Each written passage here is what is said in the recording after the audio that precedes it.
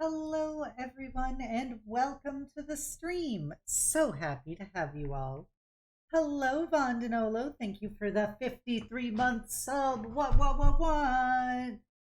And hello, Master Burb, and hello, Alistair Nia, and of course, hello, Luxie. Thank you as well for a 53-month sub. You love to see such dedication from the beans.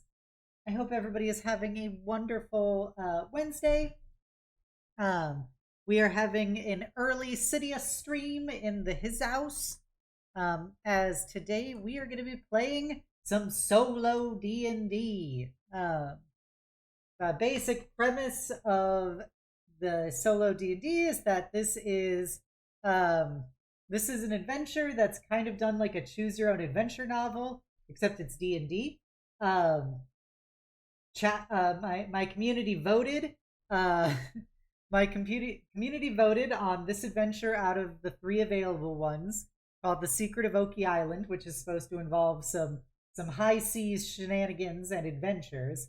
And last week we created a D&D character together, who ended up being a goblin bard by the name of Gobbie Lynn Burn-a-Debt.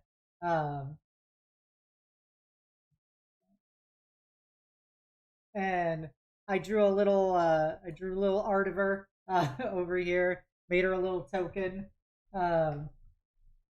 She is a certified Silster. Here is the character sheet that we made together. A Noblin. Thank you, Vod. I really appreciate it. I'm pretty proud of it, considering how comparatively simple it is. I did it. I feel like I did a pretty good job bringing chat's votes to life with her design. Show guitar. I cannot show the guitar because I don't have a. Let me see what I can do just for you, Burb. Oh man, I almost forgot about one of these arts. I'm just looking at art that I had like saved in my OBS as like quick reference, and I'll show you guys it in a second. Where is she?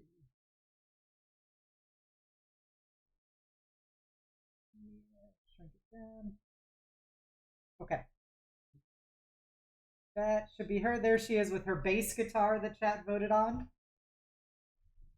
Is her little bass guitar with her doing little peace signs.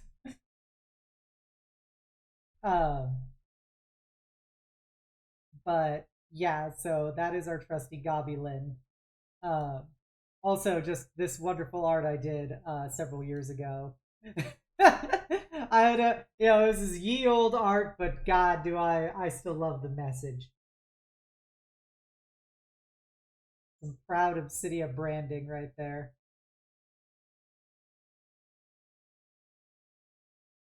But yeah, so I was curious if chat had a preference. Like, do you guys want to look at the Roll20 to like see my rolls, or would you rather look at the book as we read through it? So just let me know which you'd prefer. So that's the window that I will keep up. 3 out of 10 composition. I'm sorry to inconvenience you so, Master Fail.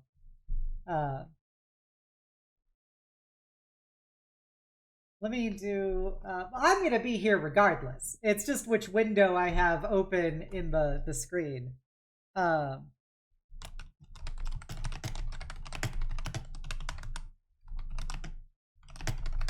just typing a message to Pin about how. Please feel free to vote. Do in. I don't know. We're gonna go. What is that? 180 minutes. There we go. Zara, I want you to know that you, yes, you, my little radioactive dragon, are in fact my little PogChamp. So no, the first question was, do you want to look at Roll20 or do you want to look at the book as we read through it? So do you want to see my rolls or do you want to see like the book stuff?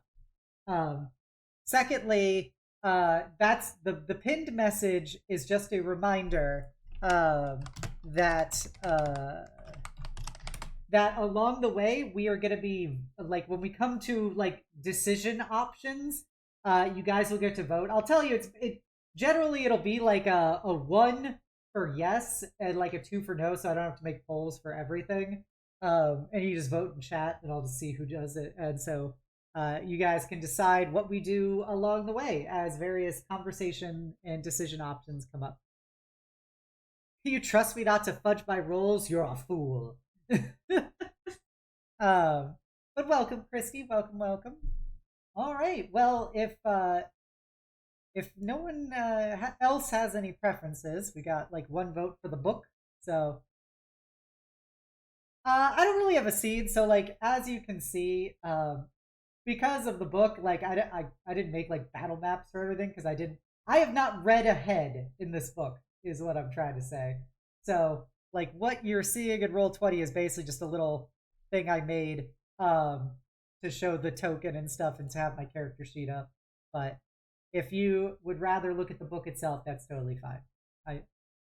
It's up to you, Beans.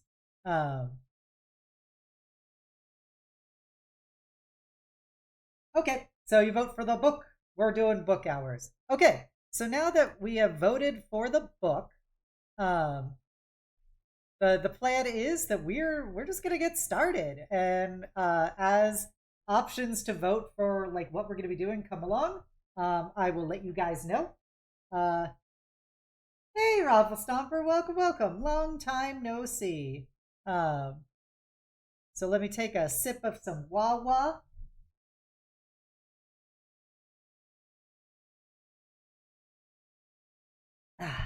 Okay. And we're gonna hop into it. Let me turn on some BGM. I found some ambient pirate music. So let me know if it's too loud or too quiet. I had to turn it down in OBS because it was kind of loud comparatively. But if it's still too loud, you guys would be the best to know. So let me know.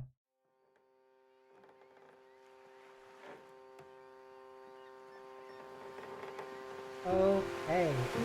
Without further ado, can we have some hypes in chat as we begin our story?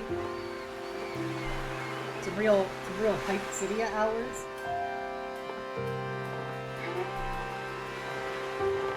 There we go. That's the hype we like to see in the world. Looks like it's a little loud. A little more. There we go. I think that should probably be quiet enough, comparatively. From all the hype in chat. Okay, so here we go. People are crammed into the streets of Port Plenty like fat sardines. Thieves are slipping in and out of the alleys like sharks, preying on the bloated merchants, bobbing through the crowds like agitated pufferfish. The city has become rich in recent years, and it's as if the city planners didn't realize how quickly the population would grow, or how quickly the people themselves would grow. Many of the alleyways have gotten too narrow for the better-fed pedestrians. Rather than spreading outwards, which would have been practical considering the puffy population, architects instead decided to build up, packing stories on top of stories to create the decadent structures that surround you. Walkways get thinner and more rickety the higher they are, with the city's green grocers being located far above the slow-moving crowds below. The street-level commerce is dominated by eateries and restaurants, serving everything the sea provides, battered and fried. To match its busy architecture, Port Plenty is a lively place. Your time here has been short, but you've already been swept along with its energy. Bustled as you made your way through the alley markets full of boisterous shopkeepers hawking their wares, all the while overwhelmed with the sense of fresh salt and old fish, and the harbor muck churned up by ships coming and going. Now you're squeezing your way into one of the most tightly packed docks that you've ever seen. Would you like to go to the scum bucket or the prawn brokers? Would you like to see prawn stars? Busy crew members walk down gangplanks, arms bulging with muscles, and baskets of shellfish and crates of goods. Some of the fish they carry have grown to such an enormous size that they require a barrage of men to bring them ashore. As you are jostled left and right by busy sailors with no time for bystanders, you catch a glimpse of bright red fabric between bodies and head towards it without delay. The crowd clears and you spy a figure that can only be Captain Solaris. He wrote that you'd know him by his coat, a rich brown with gold epaulets. As it turned out, he's also rail thin with a prodigious mustache that he twitches in the direction of each port-plenty citizen who waddles past. The captain has made himself busy at a crate set up at a makeshift desk. Hydrographic charts are neatly arrayed in front of him, and as you close the distance, you pick up the scent of old paper. His golden sex tint. I thought it was sex taint at first. His golden sextant is catching the early morning sun as he absently polishes it with a white linen handkerchief. If you aren't here polishing your sextant, then you can get out. He does not hear you as you approach, so you have to call out his name to make yourself known. The captain glances up and his facial hair breaks into an easy smile as he sees you. Hello, Captain Solaris. How can I assist you on this fine day? He says brightly. Go to page 25.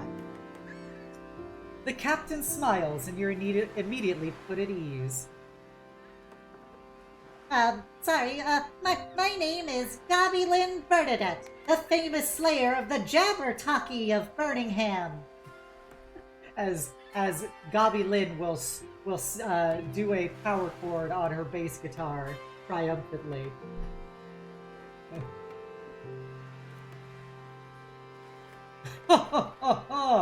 Pleased to meet you. I'm Tango Solaris, captain of the Sundancer, he says with a wide smile.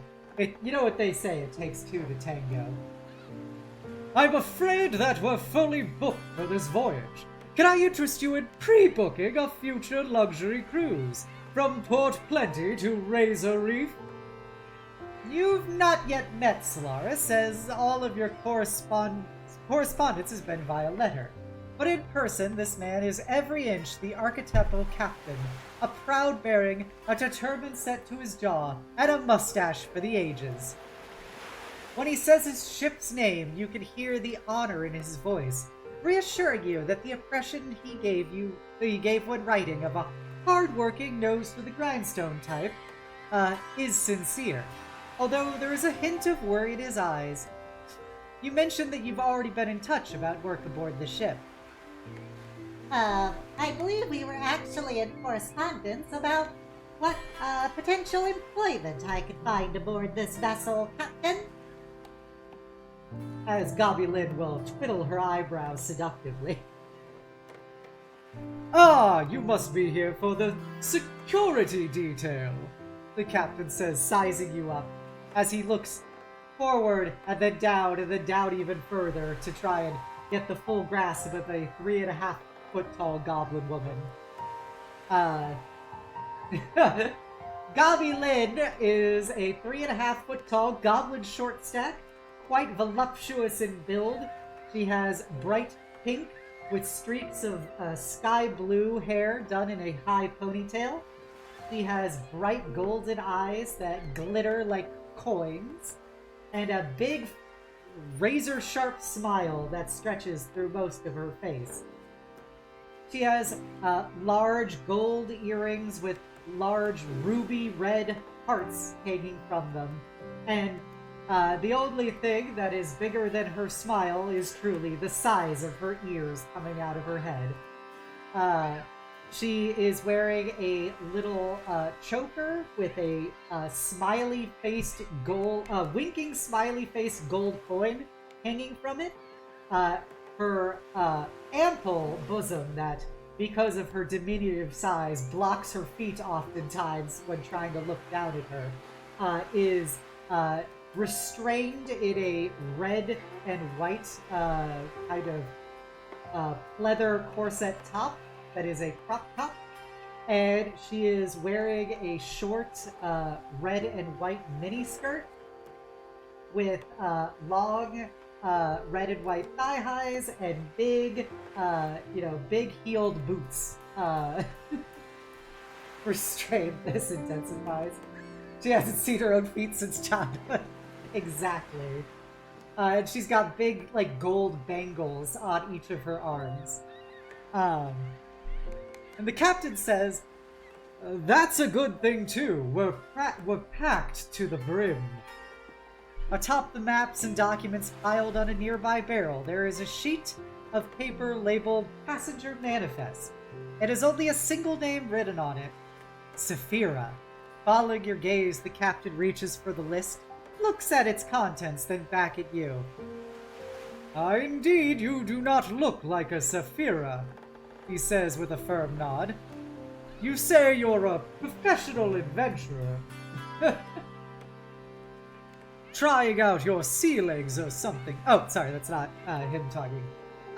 Gobbie Lynn. Well, in addition to being a simple bard and purveyor of musical anthologies, when I'm not slaying legendary monsters, I'm a bit of a professional adventurer. But I've not spent many an opportunity aboard a boat or two. But I'm willing to gain valuable experience if you catch my drift.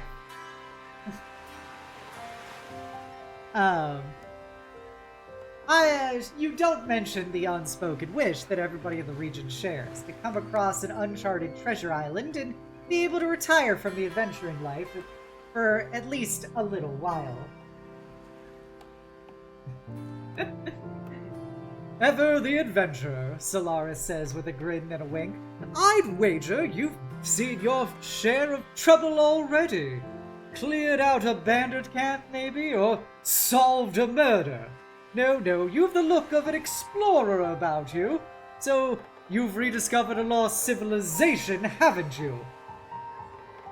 Gobbie Lynn pauses, hesitates to respond to the captain's rambling. His prodigious facial hair droops with disappointment. I'm glad they referenced this meme. "Fine, keep your secrets then," he says. "Anyway, this is for you. An advance on your fee. If you want to get the whole payment up front, roll a charisma persuasion check. Do we want to roll a charisma check for our payment up front, or do we want to proceed on with simply only getting our advance fee? Press 1 for charisma, 2 for skip. 1 for charisma, 2 for skip. That's what you type to vote in this. 1 for charisma, 2 for skip. Alright, I'm gonna go another, we are charisma orbs. We are walking charisma orbs. And our fabric indeed deserves additional experience for the daily battle it fights containing Gobbie Lynn's bosom. Looks like our majority of votes is gonna be for rolling a persuasion check. So let me open up the old Roll20. Thankfully, Gobbie Lynn is pretty persuasive based on the size of her charismatic personality. So, oh baby, we have a +5 to persuasion. We rolled a total of a 17. So with a 17, we exceed the target DC of a 12, and we get to move to page 42. "I suppose there's no harm in paying you your fee up front." As Gobbie Lynn kind of puts her arms below her chest and hikes them up a bit in a true effort of gravitational resistance, as she gives a big smile looking up at him and says, See, I think that I can warrant the full payment up front. I happen to be a very dedicated employee. The captain produces a second purse. Just don't lose it all gambling with the crew.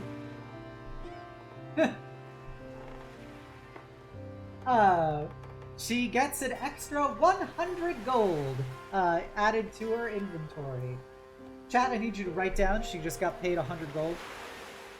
JK, I'm adding it onto her sheet. She is now stacked for cash.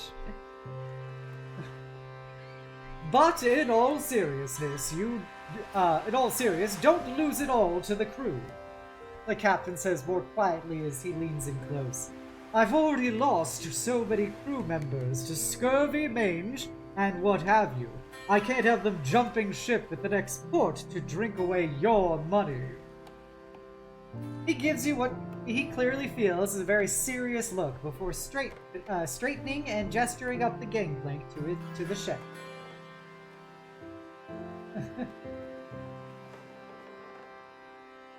Go to page 19. Right, says the captain with an air of finality, gathering up the nautical maps he was looking over before you found him. Ready to see the ship, which will be your home for the next couple of weeks? Gobbie Lynn nods, and Solaris begins to lead her up the gangplank. As you ascend from the hustle and bustle on the dock, you actually manage to get a decent look at the ship itself. The Sundancer obviously was a fine vessel at some point, but she has certainly seen better days. Her name is written in gold along her bow, 3 masts standing proudly against the warmth of the ocean sun. The sails furled tight and high before you leave port. A lone sailor is up in the rigging, beginning the task of preparing the sails for departure. The sunlight glints off of one of the figure's arms, which appear to be mechanical and entirely made of metal, although from this distance you can't see more details. Sorry. Crew members are busy stocking all sorts of barrels and crates, crate and barrel if you will, on board, mostly supplies for the journey, but what appears to be a couple of trading goods too. You spot the name Razor Reef stamped on the side of a few. The smell of salted beef wafts up from a box as a woman passes you, and you hear muttering about the fact that she's not looking forward to ship rations on the journey. Do we wish to pitch in with the crew or stay with the captain? 1 for the crew, 2 for the captain. That's what you gotta vote. 1 for the crew and 2 for the captain. That's what you voted. All about crew, captain, crew, captain. Which do you vote in the captain? 1 for crew and 2 for the captain.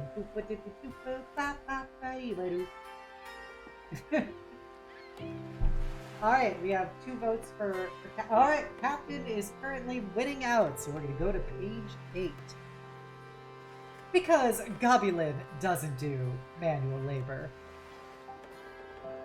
You hang back at the captain's side, joining him and watching the crew. They work together as a well-oiled machine. All, that is, except for one especially squeaky wheel.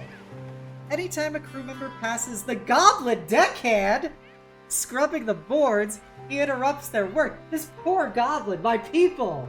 Oh man, I totally told my own people to fuck off. This is real rude.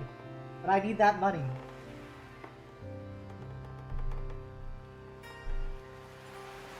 Sometimes it's with a question or a quip, then a joke and a josh. Eventually he tries to get his crewmates to join him in a bawdy sea shanty, whose lyrics make the captain blush. The deck won't scrub itself, seaman! Solaris barks, mustache bristling up around his red cheeks. Several crew members jump, and the sudden break of decorum even startles you. The only one who seems unperturbed is the goblin, who lifts a couple fingers in a lazy salute before returning to his task.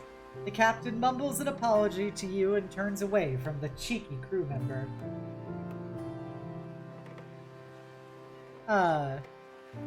The goblin looks up to see you watching and fires you a wink and a grin speckled with glittering gold teeth.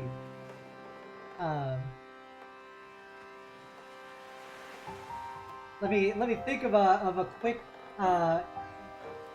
body song to say. I'll say like a couple lines. And so find me a lass with childbearing hips and a green supple ass. It's the little goblin singing his sea shanty.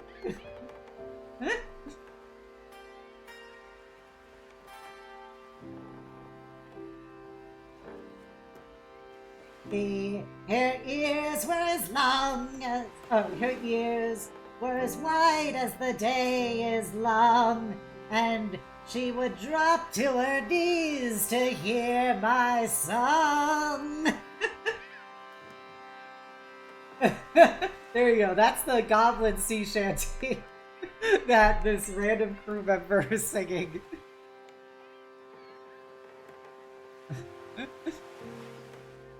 So the goblin looks up to see you, fires you a wink, and a grin speckled with glittering gold teeth. Go to page 15.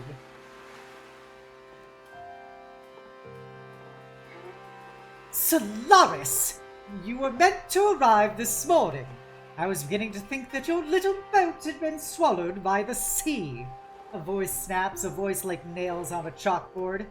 All eyes turn towards the source of the grating sound. A woman in thick skirts and a ludicrously wide sun hat rearranges her fur collar. She narrows her icy blue eyes at the captain before staring up at the Sundancer. Dare, this girl is fine as hell. White woman spotted, let's go. Now that I see her, I'll give her a slightly different voice. Is this it? The way that you spoke in your letters, I was expecting a galleon, not something like this tawdry little tub. I can't believe I have to be seen traveling in this pathetic excuse for a ship. Ah, Lady Saphira, Captain Solaris beams. So good to see you to sail with us today. Please come aboard. You heard the man. Bring my things aboard. The gangplank teams as the crew begins to move her very many large suitcases and chests onto the Sundancer.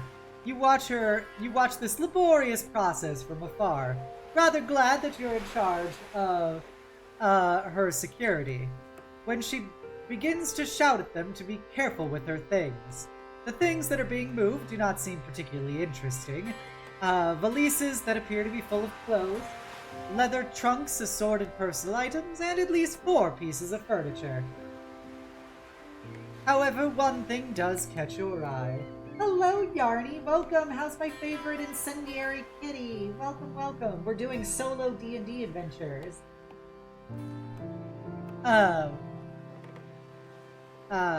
One thing catches your eye. A small but sturdy chest is trimmed in solid gold. It can't be more than 2 feet wide and half as deep, but there's no mistaking the material that it's made from. The valet carrying it clutches it tightly to his chest as he heads to the lower decks, heaving from the effort of lugging this thing. Wait! Wait! Saphira calls out to the valet, scurrying up to him. Let me check on my darling. Open the chest for me, quick now! The surprisingly strapping old man stifles a groan as he wrestles with the locks, but is eventually able to open the lid for Saphira to glimpse inside. It's an egg.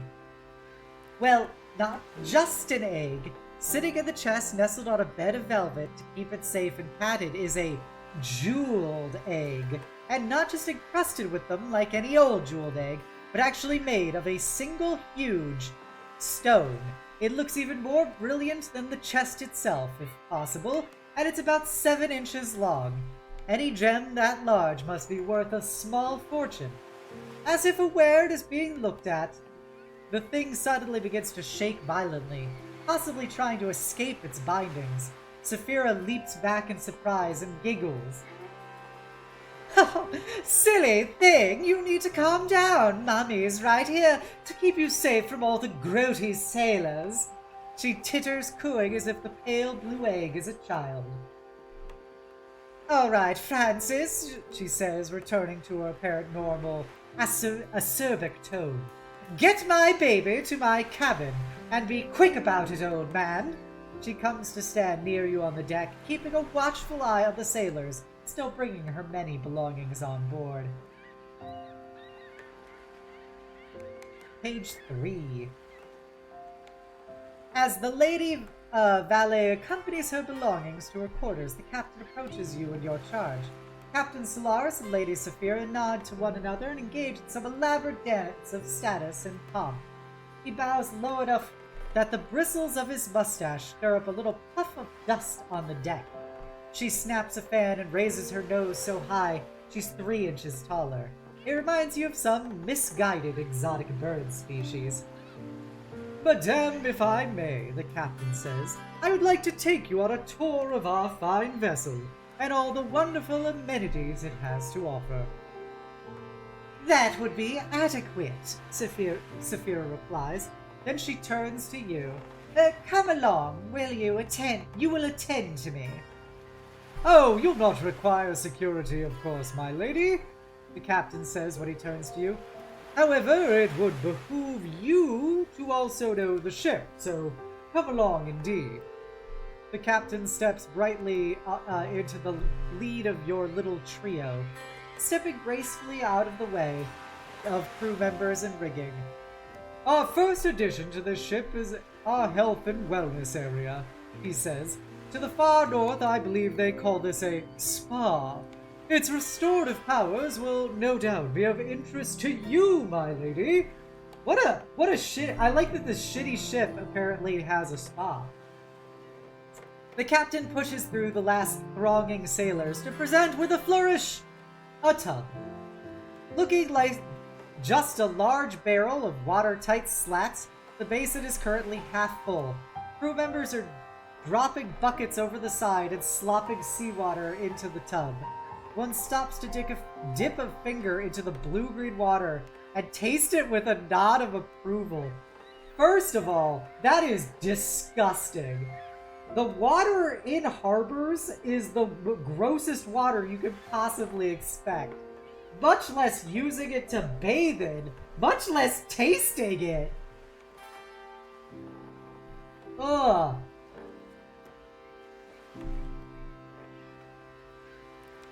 "You see, the water warms in the sun all day," the captain explains, "providing us well into the evening in which to relax away the stresses of the day.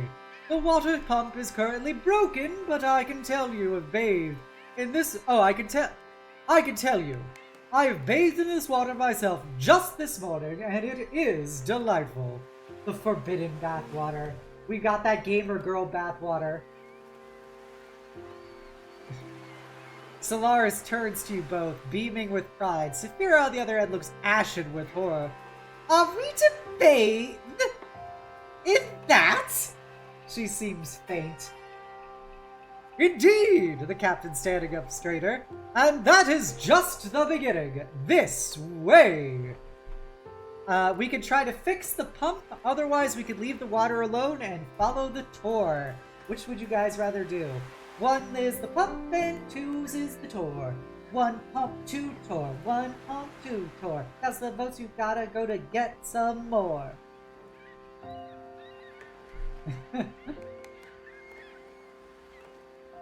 Ooh, our first non-unanimous vote.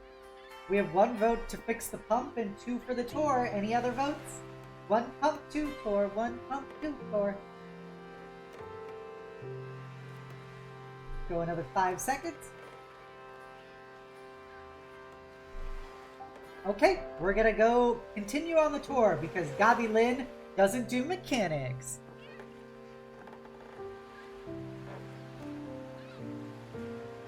Look at this fucking bellhop looking motherfucker. The captain strides briskly below deck. Saphira follows, though her enthusiasm for the tour is not as apparent. What luxury voyage would be complete without a superb culinary experience?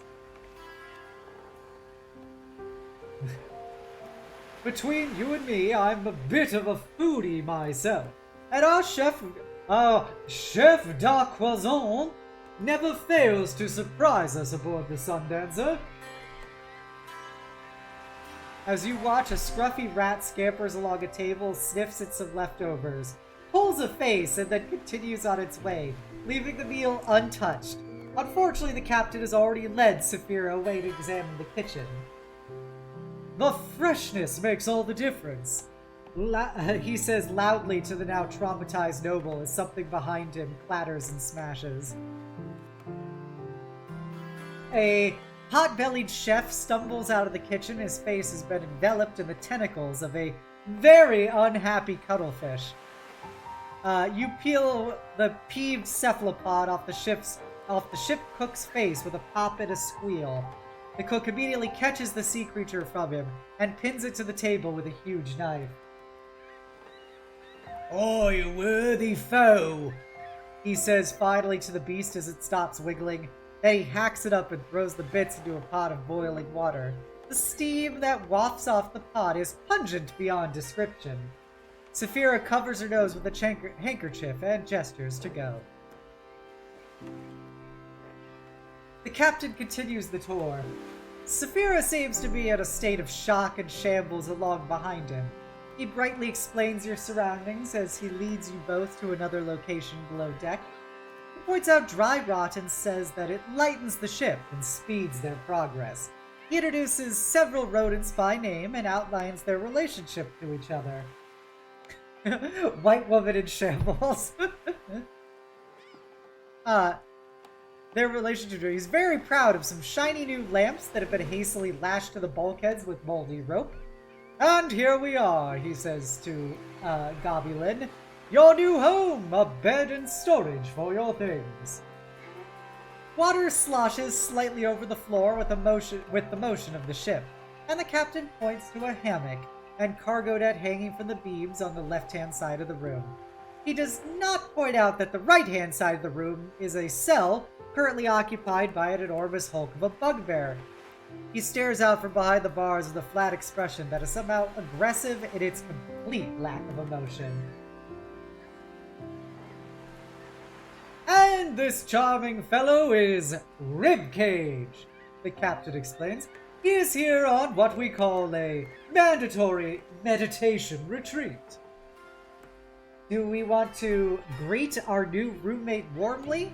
Ask the captain what Ribcage did to earn this retreat, or question the intelligence of this arrangement?" So it'll be 1, 2, 3. 1, talk to Ribcage. 2, talk to the captain about Ribcage. 3, question this whole situation. 1, 2, 3, we got another goblinoid. 1, we chat with him. 2, we talk to the captain. 3, we talk about why this is dumb. 1, 2, 3. Those are your choices. You want a breakdown of your vote in voices. 1, 2, 3. Goblin C, you're a captain to be, or question all of this ship at sea. Alright, we got 2 for 1, 1 for 2. We found another goblinoid detected. Time to form an alliance. Any other votes? Do another 5 seconds.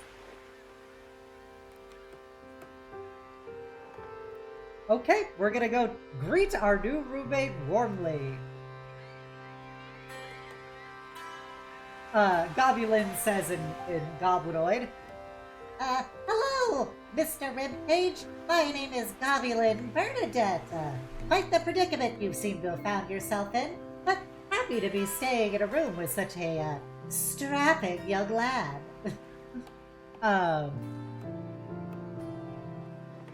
He just stares at Gobbie Lynn in response. He's not much of a talker, the captain says, but as fine as a sailor as I've ever met. Handy in a fight, too. Just benefits from a little quiet time here and there. Ribcage's blank stare continues. And that concludes the tour, the captain says. Please follow me above deck. Wait, that's it? Saphira says as she snaps out of her trance, but the captain strides away. She casts a nervous glance at you, and you both follow. Captain, Saphira says, her imperious tone sounding a bit shaky. Aren't you going to show me to my quarters? Of course, madam, Solara says with the first half of an exasperated sigh. He beckons you to join him and leans in close to speak under his voice to you. The Lady Saphira is your charge. Please escort her to her cabin down those stairs. You open the door at the top of the stairs leading into the dank darkness below and turn to see that Saphira's nose is turned up in disgust. She looks at you as if it's your fault and holds out her hand to you. I like the idea that she's holding her hand out to somebody who's, like, significantly shorter than her. Like, it's basically like she's got a child that she's walking down the stairs. Your choices are 1. Shake her hand and introduce yourself. 2. Kiss the back of her hand elegantly. Or 3. Help her down the stairs. Also, welcome Aurora! I'm so happy to see you streaming again. Welcome Raiders to the stream. My name's Obsidian, and I'm here to see all you cuties up in my strizzle. How was what was it, Reverse 1999, the gacha game? Happy to see you, Aurora. Welcome, Raiders. My name's Obsidian. I am a Death Knight. What is that floating behind my head? It is a bone halo made of the spines of my enemies and those I've hugged a little too tightly. Welcome. We're currently playing a solo D&D adventure, which is kind of like a choose-your-own adventure, but D&D. Last week we made a D&D character together on screen that chat voted on. Our name is Gobbie Lynn Burn-a-Debt. We are a goblin bard with a bass guitar. Oh, that's the wrong art. There we go. That's the little art I drew of her based on chat's votes for her design. And welcome. This is a pretty silly adventure so far. It's a high seas adventures, and we are hired for security for this. So currently we are escorting this very rich, fancy lady down the stairs, and we are taking a vote on what we are going to do with her. And thank you, Aurora. I really appreciate that. I have unfortunately not been working as hard as I should, because I just haven't felt much motivation lately to draw, but I still appreciate the sentiment. I'm pretty proud of this silly little gobster. But yeah, I hope you're doing well, Aurora. I hope everyone who wants to hang out can settle in and join the silliness. Currently we have 1 vote for each choice. Vote 1 is we shake this rich lady's hand and introduce ourselves. Vote 2 is we kiss the back of her hand eloquently. Or vote 3 is we help her down the stairs. So you type 1, 2, 3, and you get the different votes.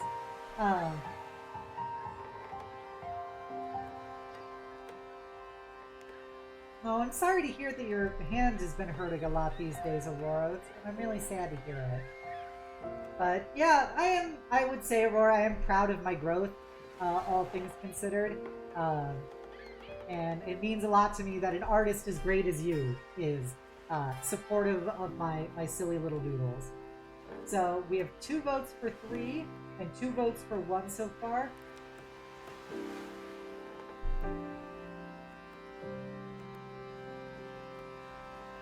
So, yeah, 2 votes for 1 and 2 votes for 3. Anybody want to be a tiebreaker? Last opportunity to vote. 5, 4, 3, 2, 1. We are going to shake her hand and introduce ourselves then. Oh, actually, what am I thinking? Let's do it odd or even. So, 2 to 4, we help her down. 1 to 3, we kiss her hand. I mean, we don't kiss her. We introduce ourselves. 3. So we introduce ourselves. Do. Oh, I didn't play. Shit, I forgot to see which one it was. Okay, 44. My bad. Gobbie Lynn takes the lady's glove, which is impressively soft. Soft and pump it in a firm handshake. She regards you with an expression of abject horror. What on earth are you doing, you ruffian? She demands. Help me down the stairs into the belly of this rotting hulk.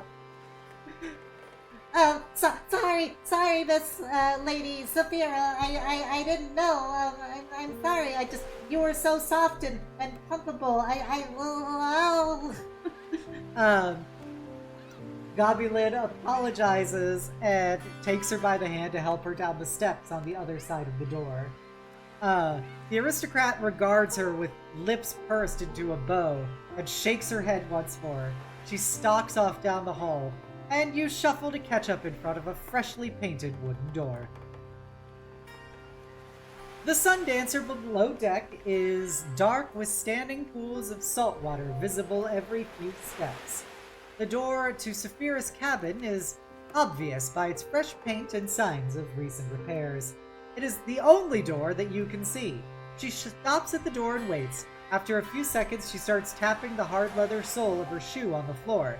A moment later, and she loudly clears her throat and nods at the door. Do we 1. Open it for her, or 2. Not open it for her? 1 is open, 2 is to close. 1 we're friendly, and 2 she's a hose.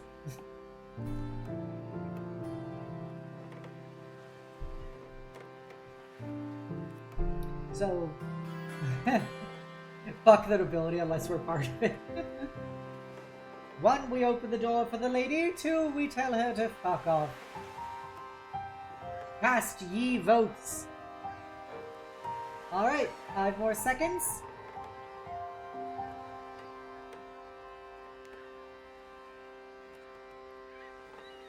Alright, the votes for opening the door for her wins out. You reach out and open the door for the lady, and she huffs. Finally, she says as the door swings open. Her aged valet is standing there. His neat white mustache sags nearly as low as the skin under his eyes. Ah, there you are, Francis. Tip the porter. She nods at him and snaps in your direction. Francis steps forward and presses something into your hand. We got 1 silver piece, baby! Everything's coming up. Gobbie Lynn. Let's go.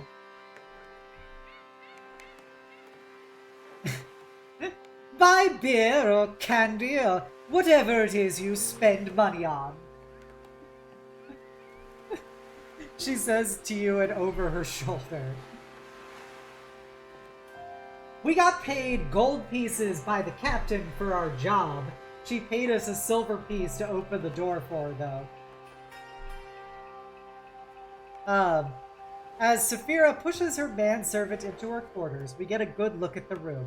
The walls are draped with curtains upon curtains. The bed is obviously a rough-hewn single mattress, but someone has set up posts by extending each of its legs with a pole nailed to it. Between the tacked-on bedposts, yet more curtains form a crude canopy. A threadbare rug covers much of the room, which is good because all the visible flooring could give you splinters just from looking at it.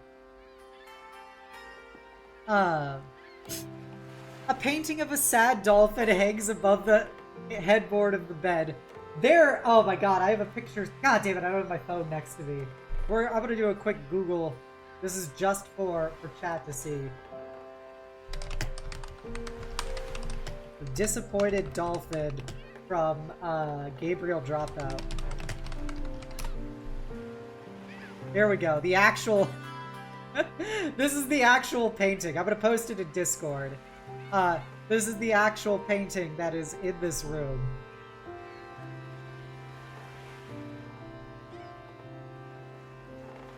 So, if you're in my Discord, you can enjoy seeing the disappointed dolphin. So a sad dolphin hangs above the headboard of the bed. A single lantern sputters on a hook beside a bank of windows, so smeared with soot, they might as well be more wall. Saphira surveys the room with a queasy look on her face. She whispers, "How long is the voyage to Razor Reef?" 3 days, madam, Francis says sharply. Oh dear, madam, are you feeling all right? 3 days? She belches genteelly. 3 days like this? Do you require a decoration of valerian? Oh, a decoction of valerian, Francis asks with fraternal concern. A tincture of adder's tongue? Chamomile tea, perhaps? Brandy, she says. And show me my baby. Where's my beautiful egg? Your beautiful egg has become a beautiful trans girl. Da da da da da da. Here, madam, Francis says as he gestures towards the golden chest. His mistress' face lights up before she notices you still standing there. Haven't you something better to do? She snaps. If not, go stand outside until you're needed, and shut the door behind you. You step outside and find yourself face to face with the one-armed crew member from the rigging, who gasps in fright and tries to dash back the way you came into the ship without a word. You see the mechanical arm is missing now, making the slim sailor's gait a little unbalanced. Reach out and grab the remaining arm, or let him go. 1, we grab him. 2, we let him go. 1, we grab him. 2, we let him go. Which would you like to do, you know? Do you want to grab a man or let him go? Grabbing disabled people live in 4K.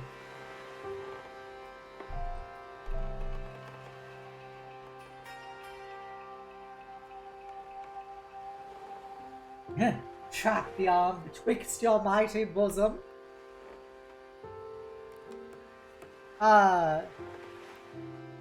Do I let him go? Do we mean let him fall? No, he's trying to run away from us. So it's like, do we catch him in place or do we let him run away? After he was spying or eavesdropping of some sort?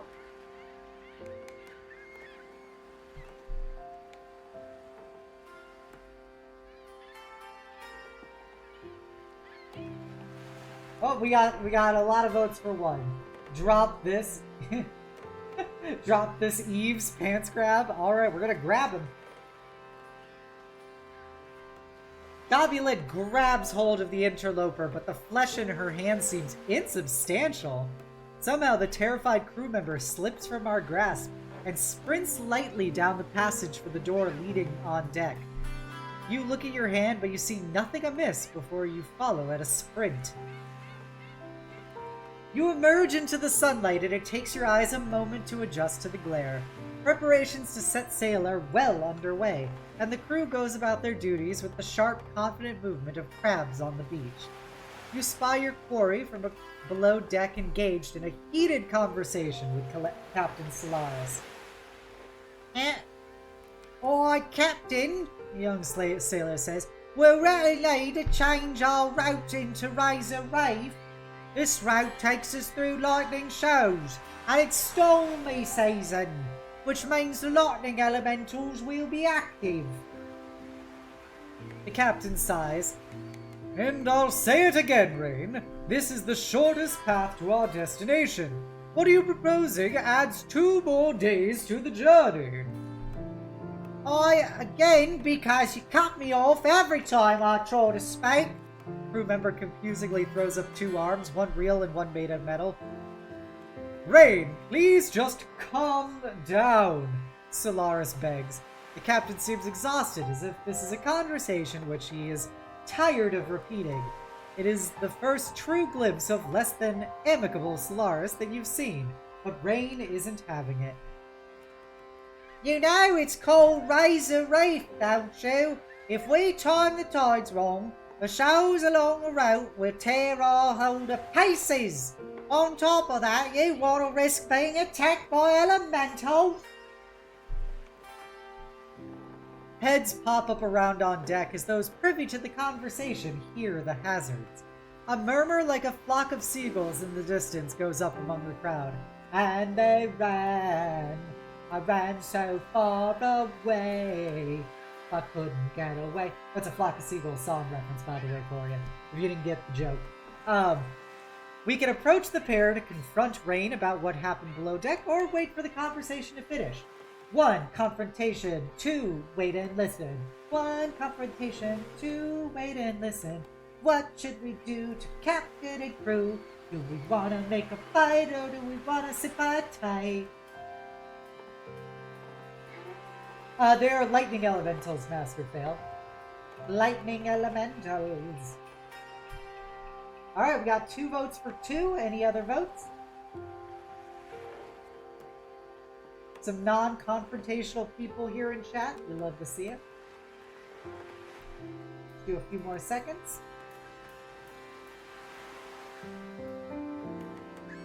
Okay. It looks like we're gonna bide our time and listen. You hang back politely, waiting for the conversation to end before you confront the slim young sailor with an artificial arm. As you wait, however, an exact duplicate, only without the prosthetic, emerges from among crates stacked on deck and approaches the argument. No one else seems to notice, or at least not to care, about the second identical sailor. You're about to call out when the twin speeds up and reaches for the one speaking to Solaris. The 2 bodies collide and shimmer as they merge. Rain blinks and turns to look at you with sudden realization. What the fuck was that? With a small gulp, Rain abruptly ends the conversation and scrambles up the rigging. Solaris turns to you and apologizes, obvious in the set of his shoulders and the droop of his mustache, before he even opens his mouth. And that would be Rain, the captain says, pointing upwards. They joined up in Cerulean Bay and have been an incredible asset, helping with refurbishment in port and keeping the rigging clear like no other sailor I've ever met. He looks up and following his gaze, you see not 1 or 2 historical or identical figures in the rigging, but half a dozen, all moving smoothly despite most of them doing their work with only 1 arm. The extra hands are also helpful, the captain says a little sheepishly, especially for a single sailor's pay. There you are! Saphira screeches as she half runs, half falls over her skirts onto the deck. Francis the valet follows smoothly, disentangling her from various obstacles as he follows in her path. Didn't you hear me calling? My egg is missing! Alright, let's roll a perception check. Is our girl any good at perception? Oop, we are not trained in it. We have -1 wisdom, but we have big ears, and we have jack of all trades. So we have a +1 that negates our -1. So straight roll. Ooh, we got a natural 18, baby! The game is easy if you roll well. That's a pro D&D tip to you. So we got a 15 or more. We get to go to 43. Oh. You immediately spot the egg near where it was loaded onto the ship, rolling around on the deck, while the ship is rocking slightly against its moorings. The egg's movement seems more exaggerated than the light rise and fall you're feeling would explain.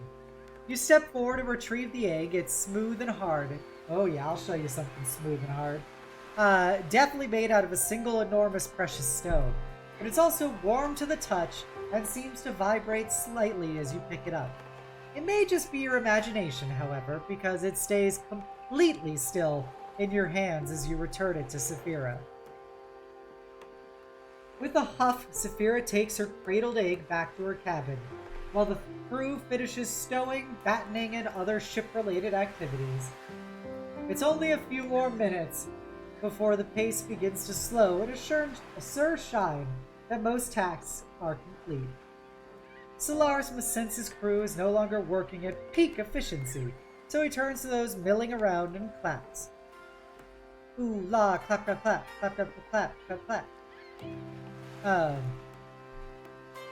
Magic sparks at his fingers, and a spell enhances his voice to echo all around the deck. A couple of people not working fall silent and draw near him expectantly. Oh, this is just... Oh, so... Huh!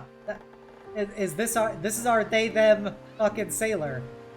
That's an interesting design. We'll cast off once our supplies have been double-checked. Our voyage to Razor Reef should take between 3 and 5 days, depending on the weather. A quiet bubbled "Aye" ripples through the crew. Few seem to be listening to the captain. "Rain!" he shouts up to the rigging, chest puffed up against his splendid uniform. "Release the sails! The rest of you get ready to weigh anchor! We set out as soon as the supplies are secured!" Thank you for the alert, Alistair. You follow his eyelight up to one of the masts and spot Rain looking down. Though they might be looking at the captain, you feel the weight of their solemn gaze. Catching the fact that you're looking at them even from this distance, they throw you a final glance before getting back to work. You can see the mechanical arm ratcheted into place around a rope as Rain splits into multiple versions of themselves. At last, you're setting out. Calls ricochet back and forth between the crew of the Sundancer and the plump dock workers on the quay. Tablecloths being pulled away. Quayside. The ship's sails drop with a snap like 1,000 tablecloths being pulled away, leaving the plates and glasses in place. It pulls away from the mooring and into the harbor. Ships of various sizes cut through what's clearly a busy waterway. The Sundancer glides easily through the waves as it departs Port Plenty. It goes from a towering city to a silhouette of tall buildings, and soon is swallowed up by the horizon completely. The smell of salt water stings your nostrils at first, but you quickly become accustomed to its presence. Soon it's quite frankly refreshing. Sweet sea air filling your lungs and renewing your vigor. Standing at the railing, you listen to the sounds of the crew busying themselves, their instructions friendly and confident as they sail the ship into deeper water. Footsteps come up behind you, and you find that the captain has once again sought you out. He gives you a weary smile. "Apologies for that little spat with Rain earlier. They're a good sailor, but incredibly strong-willed at times, not to mention a little paranoid. They protect the ship like it's theirs." The captain grimaces, but quickly finds his humor again. "Anyway, I realize it's about time for dinner. Would you mind fetching Lady Saphira?" He turns from you and makes himself look busy by gazing into the sky with unusual intensity. You go below deck towards Saphira's cabin. Rolling towards you in the corridor, however, is the jeweled egg the lady is so taken with. You intercept the egg and scoop it up. It seems unusually heavy for a split second after you pick it up, but it could have just been your imagination. You turn the egg over, looking at its various sides. It seems to be made of a milky blue stone that you don't recognize. It's not terribly heavy, much like an actual egg, but its surface is as smooth and unyielding as a stone. On what you assume is the bottom of the egg, you can see the old engraving that seems to have faded with age. "If lost, return to Oaky Island."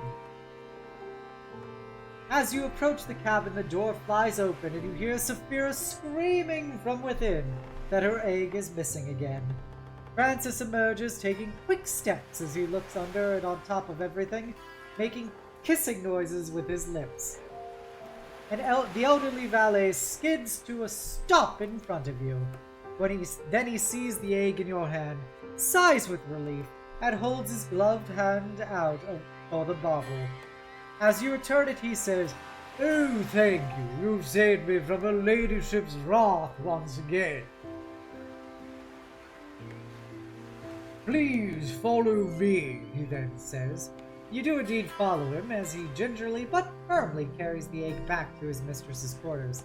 As you approach, you hear Saphira long before you see her, letting loose a stream of very unladylike curses. Poor Francis grows redder with each step as he approaches. When you arrive at the door, you see that she has torn her room apart, searching for the errant egg. "Madam, we have found," she wordlessly rushes forward and snatches the egg from him. Before placing it lovingly into its case, she buckles it in place, slams the chest shut, locks it with a brass key, and drops it down the bodice of her dress. There's a petition to roleplay Saphira's unladylike curses.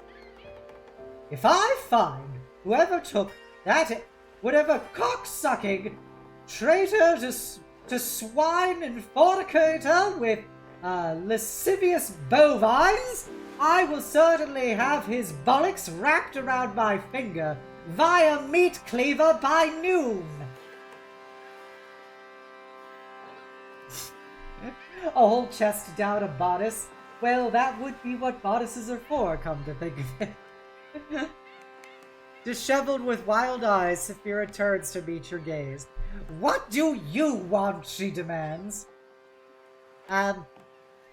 Dinner is ready, Lady Saphira. And a thank you would be Totally appreciated around now, but that's fine, that's fine. But yes, mostly dinner is ready. You, Saphira, and Francis are the last to arrive for dinner. The crew is sitting at the long tables waiting to eat. Patiently, it seems, because of the repulsive slop they see in their bowls.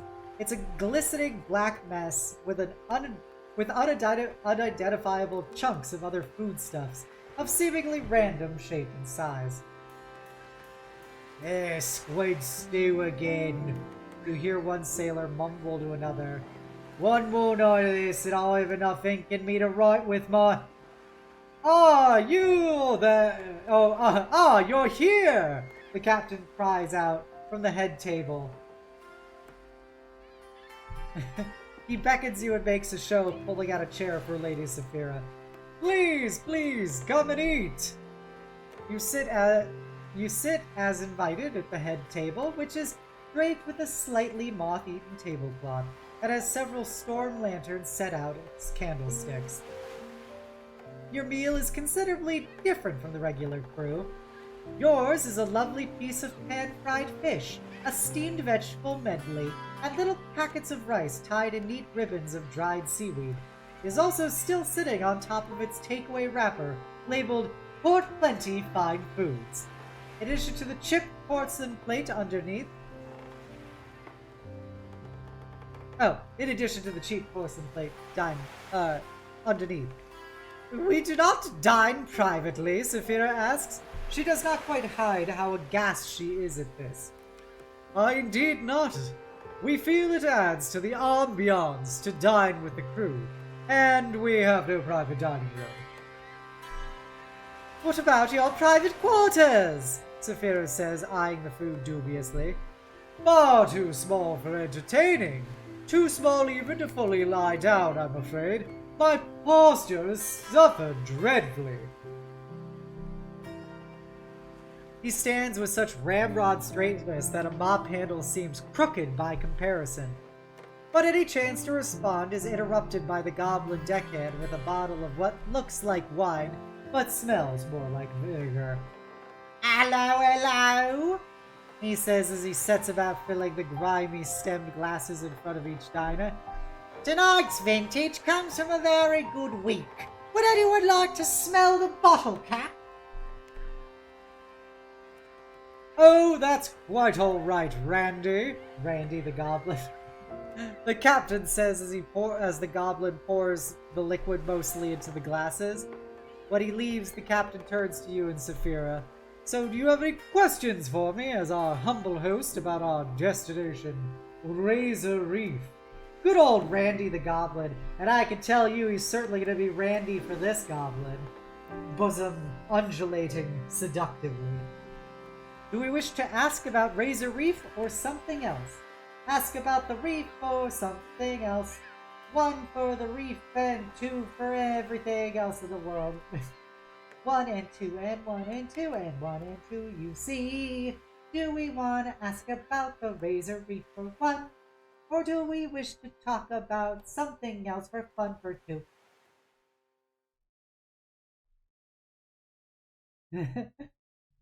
We got 1 vote for 1 and 1 vote for 2. Any other votes? Who wishes to be the tiebreaker?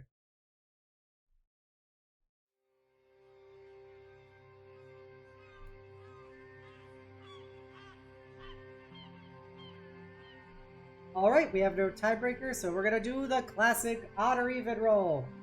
1 to 2 is 1, 3 to 4 is 2. A 1! So we're gonna ask about Razor Reef.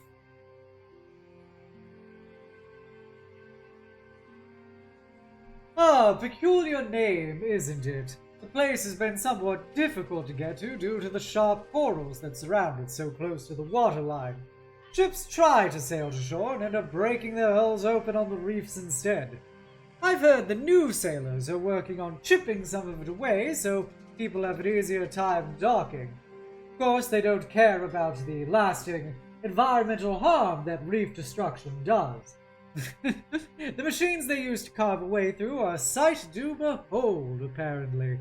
Well, as you'll see when we get there. This sounds exceedingly dangerous, Saphira says as she picks listlessly at her food. Oh, we'll be fine. There's not been a shipwreck there for months. Turns out they found a rich vein of gold running through a mountain not too far away.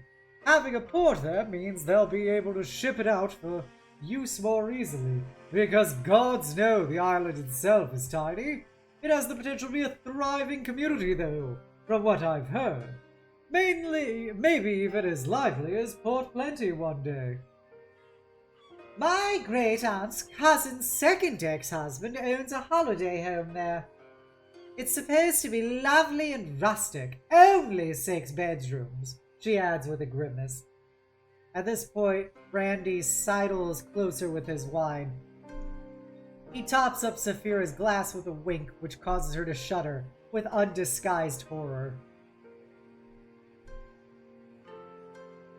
I guess that's enough about reefs. I don't even know why I asked. I don't particularly care about aquatic geography, but you know, when on the sea, ask about a reef. You know how the old saying goes.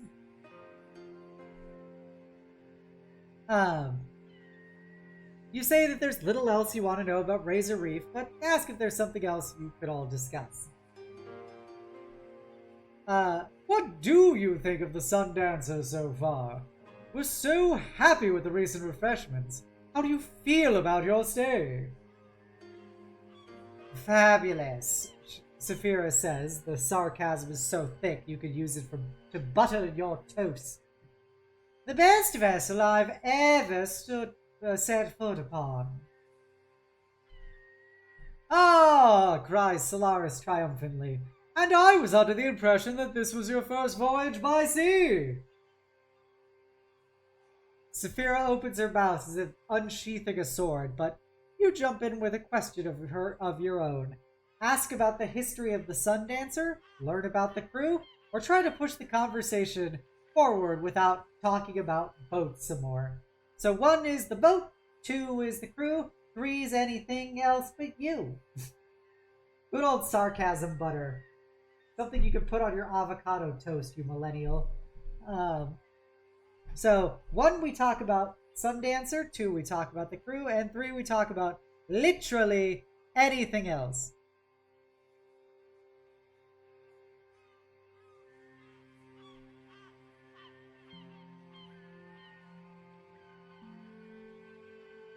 Alright, we got a vote for 2, then we got a vote for 3. Any other votes? Oh, so no, 2 sounds for, so let's go with 3. So we have 2 votes for 3, so we will go with 3. So we're going to talk about literally anything else. So, can we talk about literally anything else? You continue to make idle chit-chat with the captain and Saphira, and as you talk, the goblin Randy appears at the table again. He has a whitish cloth draped over his arm, and he goes about offering to collect plates, starting with the Lady Saphira. Whether it's the new heave and ho of the ocean or the food itself, the aristocrat has barely touched her meal. You see Randy rub his hands with glee before taking the plate away. Randy! The captain barks. The deckhand jumps and turns, his face smeared with rice and fish grease. Won't you clear all the plates? Of course, Captain, he says. He wipes his face with a sleeve that leaves it dirtier rather than cleaner. On my way! He chews loudly, cheeks bulging and grains of rice falling on the floor around his feet. So, Captain, I've been wondering... Time for wondering means not enough work to do. Idle ends, active minds, sir. Or maybe the opposite. So, what about Brigand's Bay? What do we do about the pirates? Pirates? Saphira's head shoots up and she leans forward. What's this about pirates? Oh, nothing to worry about, my lady. The captain says sweetly, but he's glaring at Randy. Don't you have something better to do besides frightening our guests? Oh, indeed I do, sir. Sweeps a low bow to Saphira, nods at the captain, and winks at you. You see Randy leaving with Saphira's half-full plate. The rest of the empty ones are still on the head table. On his way out, he accidentally drops a fork with a precise jab of his foot, flips the utensil back onto the plate he's emptying as he leaves. Wow, quite impressive, Randy. Pay him no mind, madam. The so-called citizens of Brigand's Bay don't attack ships willy-nilly. They only aim for merchant vessels, which we are not. We'll be perfectly fine. Do we want to roll a history check or an insight check? Am I proficient in either? Nope. So, we have a +1 to history and a +0 to insight. Which would you guys rather us roll? History that we're better at, insight that we're not. 1 for history, 2 for insight. 1 for history, 2 for insight. Isn't that really, truly a delight? Alright, we got 2 votes for insight. I see you guys are consistently standing by, trying to help Gobbie Lynn succeed. Gobbie Lynn rolled a 2. So Gobbie Lynn fails, so we go to page 49. Though it's clear Randy's hiding something, Gobbie Lynn can't tell what that might be. Your dinner companions watch him walk away with only the captain's annoyance being obvious. Oh, heavens, pirates! Saphira snaps open a fan and wafts it in her face. Do you hear that, Francis? We're at risk of meeting pirates. She turns to look over her shoulder for her valet, but he isn't there. You scan the crew-crowded mess and spot him sitting among the common sailors. His cheeks are flushed and he's grinning an ink-stained smile as a group of sailors clap him on the back. 3 empty bowls of squid stew litter the table in front of him. Francis! Saphira shouts. He looks up from his new fens and leaps to his feet with impressive speed, given his apparent age. Is it time to retire, ma'am? He asks, getting in an undignified stop at the head table. It is. Let's return to the, cabin. She bids you and the captain good night and leaves with the valet. As soon as Saphira leaves, a groan goes up around the crew. That's it, lads, Randy says from atop a table. Show's over, don't hit the hammock. Sea is unforgiving and doubly so to the weary. The captain scowls at the little goblin who just waggles his eyebrows and jumps down among the crew. It's time for me to also retire, and don't tell him I said so, but the deckhand is right. A sleepy hand at the helm sinks ships. The captain also leaves, leaving you alone in the mess with a few stragglers bent over mugs and a lot of dirty dishes. But it's been a full day and you're almost ready to get some rest, just after going back on deck to get an idea of the ship's progress. You emerge onto deck just in time to catch a spectacular sunset. As the sun dips below the horizon, it splashes oranges and golds across the sky, and edges wisps of clouds with reds and pinks. I'll edge some clouds, ayo. edging cloud from Final Fantasy VII sounds like a great time. The eastern sky is already dark, the first few stars visible with a wide band of purple between the end of day and the start of night. The natural beauty you see with your eyes is suddenly marred by a horrible sound. At first you think it's a seagull, if that seagull was being eaten while suffering from intestinal problems. Looking about deck, however, all you see is Randy the deckhand, with both hands cupped around his mouth. As the fading light, you see rain descending quickly from the rigging overhead, their mechanical arm hissing against the rope in its grip. As they land, two duplicates emerge from the shadows to merge with the original. Randy hooks a finger at the young sailor to lean in closer as they have a quiet conversation. Do we wish to try and hear the conversation? Do we want to sneak in closer to eavesdrop, or do we just want to say fuck it, not bother? One to listen, two to eavesdrop, three to say fuck it. One to listen and two to eavesdrop, three to say fuck it, you know.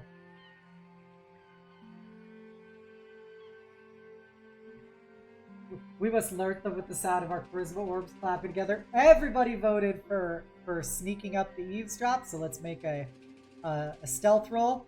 We are not proficient in stealth, but we have really good dexterity, so we have a +4. We got a dirty 20, baby! They in fact could not hear us over the clapping of our charisma orbs. So we beat the DC of 13. You crouch down and creep closer to the pair. You overhear the words excursion and Saphira for sure, but strain to hear the rest. We can now make a perception check with advantage, DC 12. So let's click on the old advantage here. We have no bonus to this, so we have to roll at least a natural 12. We got a nat 17, baby. Game is easy. 1 second, I'm just turning something up. Yep. So with a natural 17 overhearing them, we hear, luckily for you, Randy and Rain seem to speak louder than a whisper to be heard over the splash of waves against the hull and snap of wind in the sails. Even luckier, it seems, Randy struggles with his inside voice. Excursion is tomorrow, Randy says to Rain. Is everything ready for the captain and for Lady Saphira? Oi, Rain says, their voice uncertain. And what about the bodyguard? What we have ready should be enough, Randy says. We ought to arrive at the beach sometime before noon. Rain looks like they're trying to remember something. So I've prepared the picnic, the rowboat, and the fireworks. Ah, the fireworks, Randy says. That's good. Will it be enough to light up the sky at noon? Rain shrugs. Good enough for me. I just hope our guest enjoys it. Good night, Rain. You did well today. See you tomorrow. Randy pats Rain's mechanical arm as he leaves them and starts walking in your direction. He sparks up a lamplighter's wick. Meanwhile, Rain scrambles monkey-like up a nearby rope and then the mast. You recoil in horror just like Saphira. Randy is lighting lamps as he passes down the ship. He sees you and nods. Can't see the stars so well with the lamps lit. Seems a bit short-sighted, you know. Seeing what you're doing, but not seeing where you're going. But it's the captain's orders. Taps his brow with the lamplighter as he continues on his chores. You then go to your own cabin. Your roommate, Ribcage the Bugbear, looks out at you from his cell. His preferred method of greeting appears to be a flat stare. A small candle flickers next to him on the ground, the only light source in the room. As you climb into your hammock, you see what must be the previous occupants' things, mostly clothing and other personal goods, but you spot the flash of metal. Reaching in the pile, you pull out what appears to be a scuffed compass made of brass with a small slot in the top. It still works and is pointing north. As you start to handle it, something rattles in it. You just see a gold coin fall into its slot and vanish. The needle turns and points instead towards you specifically, to your coin purse still bulging with your pay from the captain. It seems you found a miser's luck. We get to add miser's luck to our inventory. But before you truly appreciate your good fortune and the bad luck of whoever left it behind seemingly in a hurry, Ribcage huffs and blows the candle out. The room is plunged into darkness. So, this is a magical compass that is an uncommon magical item, and it points to the largest deposit of silver, gold, or platinum within 100 yards. To activate the item, you must feed a coin of the same metal into the slot on top of the compass. The coin is consumed in the process. That is actually a very cool magic item. Fucking this little like coin slot machine that points to the biggest amount of money in the area. That is a clever magic item. Alright, so Ribcage is up to no good. If we have dark vision, we go to 29. If we don't, we go to 41. We do have dark vision because we're a gobbo. In the split second it takes your eyes to adjust, you see that the cage bugbear has produced an elegant hairbrush from somewhere on his person. He starts brushing his fur, starting with the hair on his head and working down.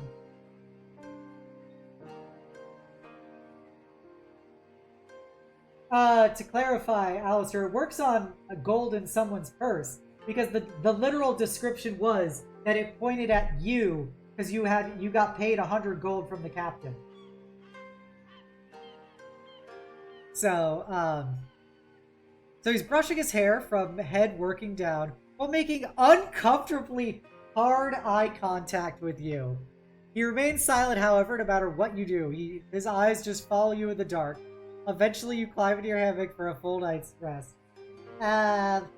Ribcage, that's a really intense look as you're brushing your quite hefty hirsute testicles. Maybe you know what, Ribcage, you do you. Keep on working that shaft. Keep it nice and clean.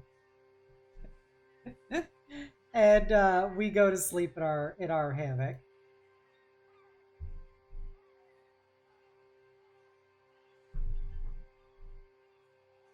We get the benefit of a long rest.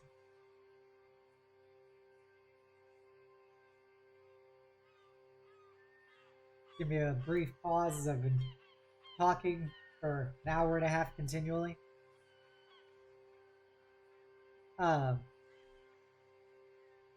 What are you guys thinking of the adventure so far? Oh geez, I spilled water all over myself.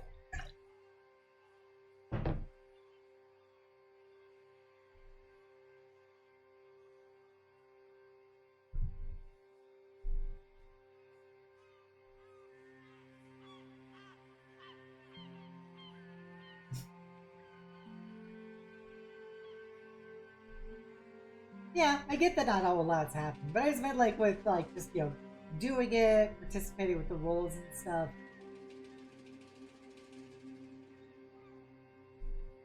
I don't know how long the adventure itself is supposed to be. I think I read somebody say like 3 or 6 hours, but that's like if you're actually just like playing it yourself. So I imagine it'll probably be longer for this because I have to read everything. Okay.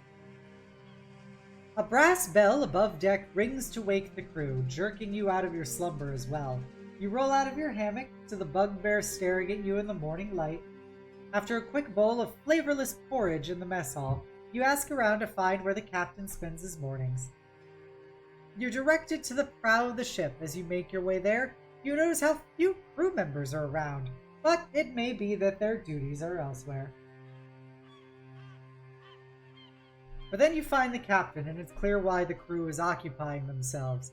He's sitting in the wellness pool up to his chest. His mustache is still immaculate and his hair looks as if it has been painted on. You have no idea what's going on beneath the murky green-blue water of the tub. Really mystery going on there. It is broth. His gamer girl broth. "Ah, Gobbie Lynn," he says when he sees you. "I enjoy a good soak in the morning. I'd ask that you to join me, but it'll be a busy day, I'm afraid. We're planning an excursion to Cerulean Bay, and there's much to prepare." Before you can get your task list, however, you hear the rapping of hard-soled shoes on the deck behind you.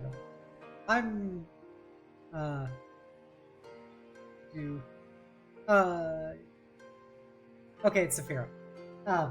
"I'm told the full captain is around here somewhere." You hear someone muttering in time with the footsteps. Have you seen the... You turn and see Saphira with her mouth hanging agape with horror, and all blood drained from her face. Her impassive valet regards the scene calmly while holding a parasol over his employer. "Ah, milady!" The captain shifts his weight and some bubbles float up from beneath him. "I was told you were still abed. Otherwise, I would have invited you to join me. Care for a dip?" She makes a strangled noise instead of a spoken response, and the captain shrugs. He turns to you. Please go to the longboats. They're loading the supplies for the pavilion. We have quite the luxury event ahead." You turn to go, passing the frozen Saphira as you do so. She's dressed in a different outfit than the day before, but its skirts and petticoats are no more practical aboard the ship. "Oh heavens, I'm getting all wrinkly. Time to get out." You hear a splash from the tub behind you, and Saphira's pretty face twists up with revulsion. But the ever-ready Francis claps a gloved hand over her eyes, and the three of you hustle away to let the captain dry off. You find crew members loading a longboat with poles and canvas as you approach. You can hear them belly-aching to one another. "Nice captain to put together this little shindig for the crew," one of the sailors says. "Your last skipper do the same." "Oh, never, says a sailor with a grunt of effort. He shifts his load into the longboat. "And don't be thinking this is for our benefit. It's all for the hoity-toity lady, and we're just window dressing." The two of them take either end of another heavy-looking bundle, sweat beading on their brows. "Ribcage to be able to load this the whole lot in a single armful," one of them says to the other. "Had to go and get himself caught." "What'd he do again?" "I was ashore when it happened." "Insubordination, I heard. Captain Fancy Pants didn't like his tone." "But he don't talk." "Must have been his tone and face then, right?" They slam the poles in the longboat before noticing you. "Oh, the ladies' champion here to help out." The men snicker good-naturedly at you and start directing what needs to be loaded. All the sailors banter with each other while they load and lash down what seems to be makings of a large whitish tent. "Could you pick up the pace?" one sailor asks as she continues. "I once met a dog smarter than you." "He must have taught you everything you know then," fires back the second crewman. The pair grin at one another, pick up short bamboo poles from the pile. They drop into mock fencing stances with their sticks. "Your moves are as predictable as the tide," says the woman with dramatic flair. "At least I know how to keep afloat." "Your breath could wilt a flower, and your face could scare a mere." They back and forth each other. The crew have gathered to watch the spar burst out into laughter again. Now all eyes turn towards you to see what barb you have at the ready. We're going to do a performance check, because we're a bard and that's what we're best at.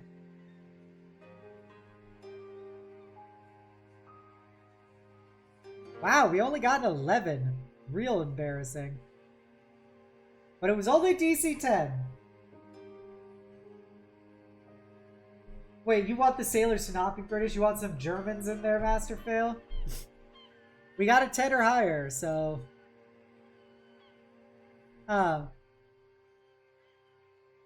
So Gobbie Lynn picks up her guitar, does a power chord as she looks at them, and says...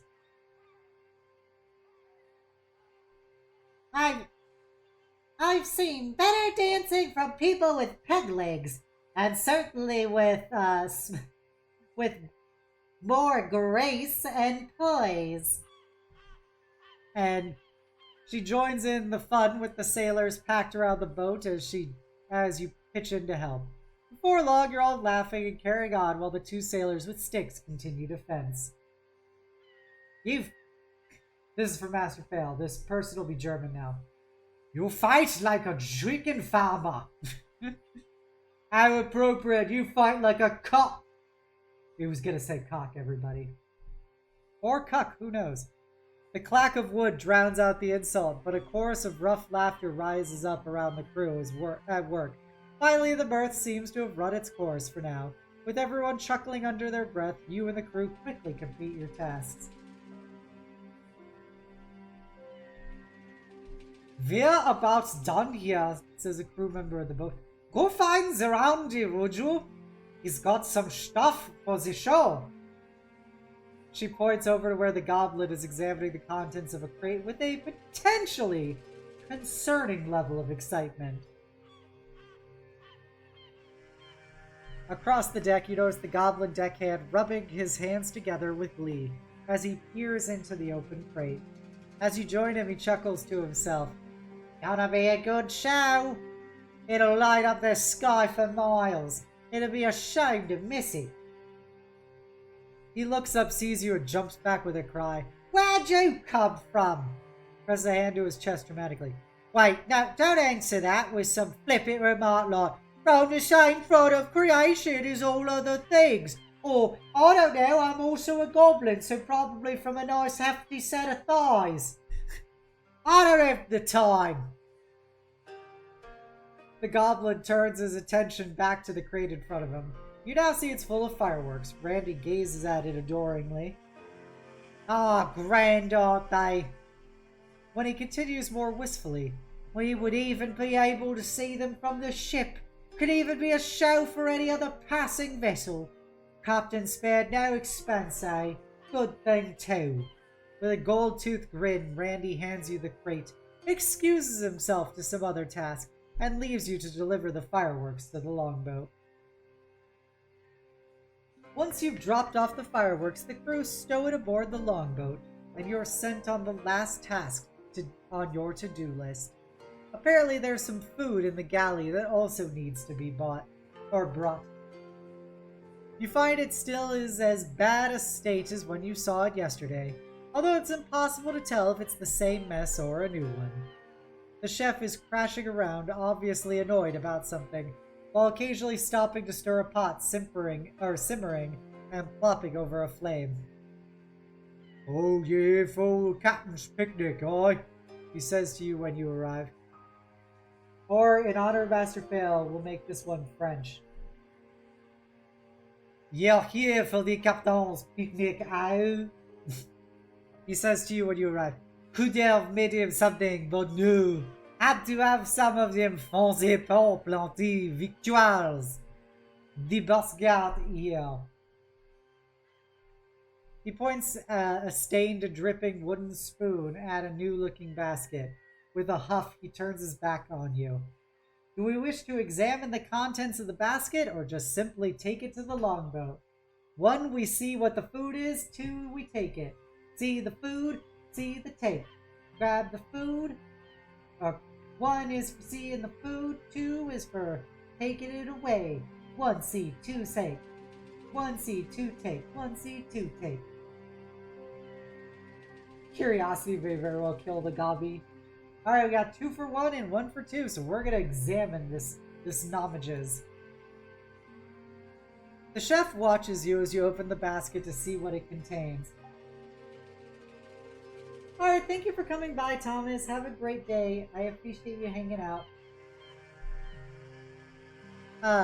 You find a number of parcels wrapped neatly inside. A quick sniff suggests that they include spiced sausages, dried fruit, some soft-feeling sweets, at least one whole roasted bird of some kind, and one cheese whose pungent aroma makes you dizzy. You continue looking through the basket as the chef grumbles and leaves the kitchen. Beneath the finer fare, there is a tightly bound cloth that is strangely lumpy. Peeling it back, you find an oilcloth containing ship's biscuits, some dried meat of unknown source, and a few limes. There's also several water skins, one of which is leaking, so you press it shut. This is much more than what is needed for a day at the beach. In fact, there's enough here for the crew to live on for days, if not weeks. The simpler fare seems out of place amongst the luxury goods at the top of the basket, but you repack the basket and bring it to the longboat. And pause for a second.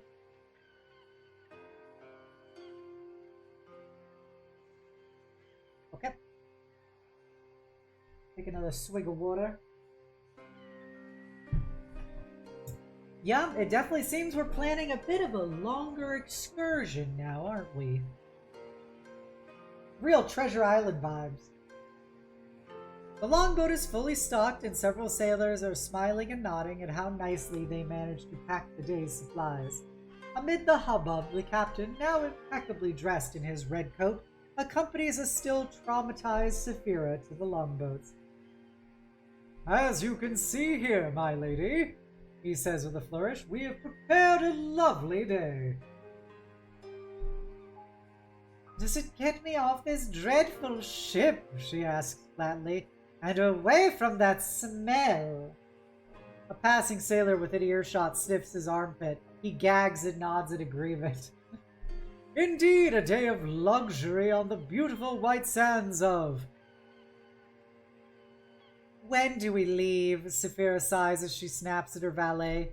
Francis switches which hand grips the parasol overhead and produces a paper fan that he wafts in Saphira's direction. The crew shall go on ahead and set up, and we will follow shortly thereafter." The captain says, "Can I get you anything while you wait?" Saphira ignores him, and he turns to you to make conversation. He uses idle chit-chat, but seems to flounder as he mentions the weather for the third time. Randy passes by with an armload of... Oh no, I got hiccups.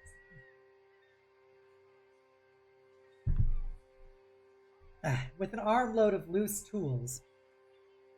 "Ask him about Oaky Island," the goblin says to you over his shoulder. "That always gets him going." Yep, we got a title drop, baby! The captain's mustache crinkles around a frown and his cheeks redden with anger. Solaris turns with what he clearly believes is a sharp retort, but the deckhead had already vanished over the rail into a longboat. "Oh, it's just some old sailor's tale," the captain says finally. "Something about a hidden island and a treasure. Like any sailor's yarn, you'll hear a different version from each different mouth. Randy has mentioned it at least once a day since he came aboard. That's all I know." You can either press the captain for more information or let it go. Do we want to interrogate or say it's great and move on with our lives? 1 for interrogate, 2 for say it's great, and we'll be okay. If you want to yell at Captain, please press 1. If you want to go leave and have some fun, press 2. Yes, you. You're the one who has to press 2. Absolute obscenema. That would be a good, that'd be a good meme, Obsidia thing to do. Alright, we got 2 votes for 1. Let's go. Well, Captain, if this is such a fancy little sailor tale, I happen to be a purveyor of yarns and whimsies. Perhaps you could tell me. I could write a banger of a song about it. Like, and then the crew of the Sundancer went to Okie Island. Ba-da-da-da-da-da-da-da-da-da-da-da. And they didn't take no guff, 'cause they had about enough. When they went to Okie Island, they had to find a friend. Okie Island was the place to be, with a trusty crew and a sailor to be named Gobbie Lynn Burn-a-Debt.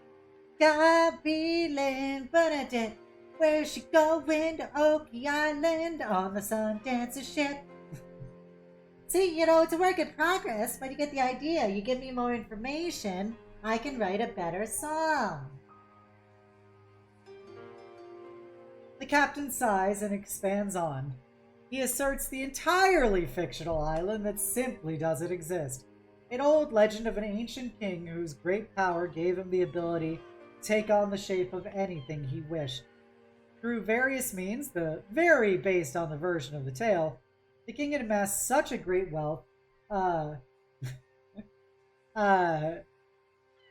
he began to jealously guard it on an island only whispered of in dark waterfront taprooms and sailors' knitting circles. The captain trails off, leaving you waiting for an uncomfortably long time. Let's roll a performance check for Gobbie Lynn for that banger song I did. She rolled an 8. Oof. It's a natural 3. It sounded about as good as I performed it.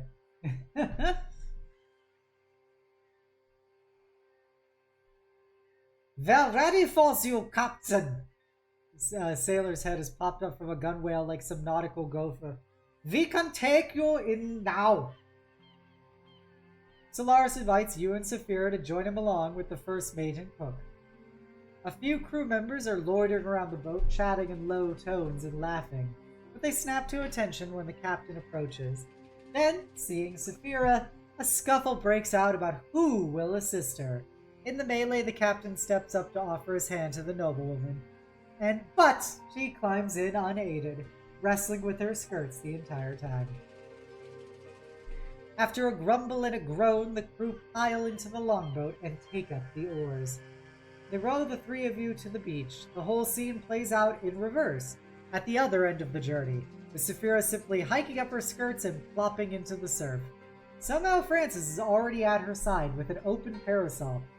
As the noblewoman leads the charge up the beach and marches towards the white canvas pavilion, you, the captain, and the crew cross the beach towards the tent that has been set up beyond the tide mark. Saphira approaches the pavilion with sand clinging to the wet hem of her skirts. Her face is set into a grimace of disappointment. Before she enters the canvas tent, but then she gasps with shock when she sees. And delight! You follow behind her and meet Randy in full waiter regalia, complete with a black bow at his neck. Some would call that a bow tie, not a black bow. You no longer, and no fewer than 2 stains on his white shirt. He has a tray with 3 glasses, chilled to the point of condensation. The captain and Saphira collect their glasses before gawking at the rest of the surroundings. The sand beneath your feet is soft and white, with tables and chairs set into it. The walls of the tent are nearly invisible beneath luxurious wall hangings, even a pair of paintings. A chilled metal basin on the table contains a half-dozen bottles of wine keeping cool. Sunlight streams at the main entrance of the pavilion until Randy claps his hands. Sailors in all 4 corners hoist pulleys in unison, and the walls roll up and away from the ground like window blinds. "This is incredible! And so delightfully cool," says Saphira, finishing her glass in an unladylike chug. "Fetch me another!" She holds the glass out to you. Francis is across the pavilion by the bowl, sneaking a cool drink for himself, and surreptitiously picking at the captain's luxury picnic spread. So you stand to refill your charge's beverage. Yes, Lady Saphira, that's what I get paid for. Filling glasses of wine. Gobbie Lynn will definitely down a couple of glasses of wine before filling up the one for Saphira. Quite the spread. I really would like to compliment Randall on his fine work. This was all his idea, you know. You make small talk with the captain for a few minutes before he gets to the point. I'm sure you're wondering how we got the drink so cold, eh? He says with a wink and a nudge. Let me show you. He produces a heavy-looking crystal flask and hands it to you. It's made of smoky, semi-opaque crystal, and it's cold to the touch, but not uncomfortably so. You can feel liquid sloshing around inside of it. Unstopping it causes cold vapor to flow out of its mouth. A little trinket I picked up at Port Plenty, the captain says, pulling at his mustache. An ever-chill flask. Height of luxury. Keep your food fresh and your drinks cold. And I'd like you to hold on to it for me. We're about to make a presentation of a very special bottle of spirits. When I give you the signal, I want you to pour the contents over the bottle and chill its contents for the Lady Saphira. She'll love it, I'm certain. You look over at the noblewoman whose initial pleasure at the luxury picnic seems to be waning. Frances holds a small plate of finger foods for her as she disinterestedly picks at them. The captain waves at Randy when he snaps. Then he snaps. Then he hisses, and the goblin crew member still does not look around.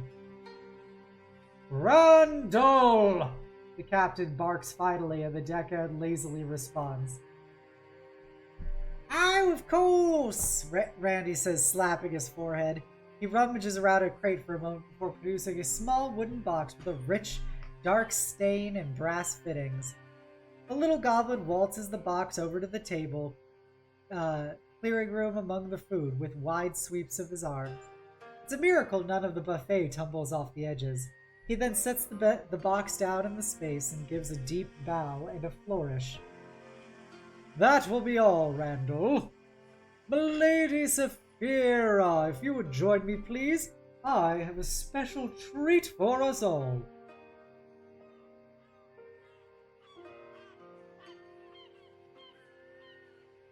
The noble steels herself with a sigh and rises from her seat. Frances follows at her elbow, still carrying a plate of snacks. The captain gestures for you to take a place behind the wooden box. For your delight, madam, he says grandly with a flourish and a flick of his glorious facial hair, I have procured star glimmer wine from the elves of the northern sea, said to make the lame walk and the blind see. Its flavor can only be described as indescribable. Only 4 bottles are produced each year, and this one's for you. The captain signals you, and you open the box, ever-chill flask ready, but the satin cushion in the box is empty. Finally looking contrite, Randy approaches and leans in close to the captain. I may have forgotten your fancy wine aboard ship, Captain. I'd it stowed for safekeeping. Shall I go get it? The captain's face turns bright red and he nods. Randy backs away, collecting a few other crew members to row him back to the ship. I almost thought he wasn't an idiot, Saphira says to no one in particular. But not quite. I guess disappointment strikes us all. You need Gobbie Lynn, Captain? Oh, I'll need Gobbie Lynn as well, Captain, the goblin says, looking at his feet. I may have given you a special bottle to Ribcage for safekeeping. Back before he was locked up, of course. Might need some help convincing to give it up. Let's make an insight check to detect this tomfoolery with our +0. We rolled another 8. So we do not have any insightful thoughts about this. So we go to page 90. There's something strange about Randy's behavior, but you can't figure out what it is. Although you haven't known him very long, shame or guilt like you've just seen does not seem in character for the deckhand. The captain doesn't seem to pick up on anything amiss, however, and directs you to go with Randy to help him wherever he might need. You accompany Randy back to the ship, although his errand seems the farthest thing from the little goblin's mind. You both take up an oar and begin rowing back to the ship together.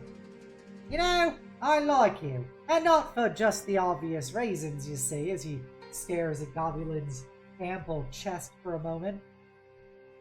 I think you have a future aboard this Sundancer. Terrible name for a ship, of course, but I'm sure the next owner will think of something better. What a peculiar choice of words. Randy. Randy smiles.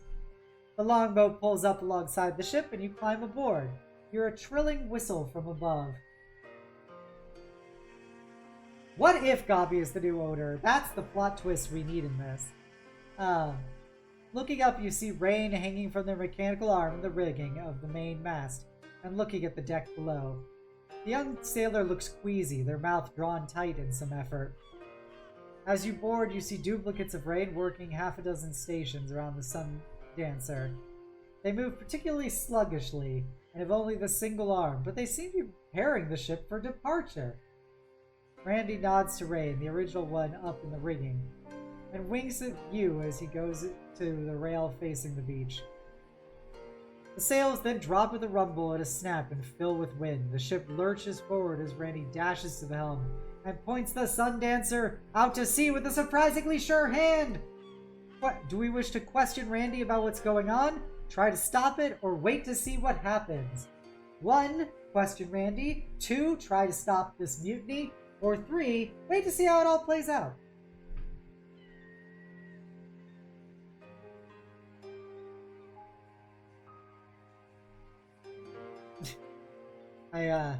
I respect chat for all voting to just see what happens. All right, we're just gonna watch what happens. What do you vote, Vaughn?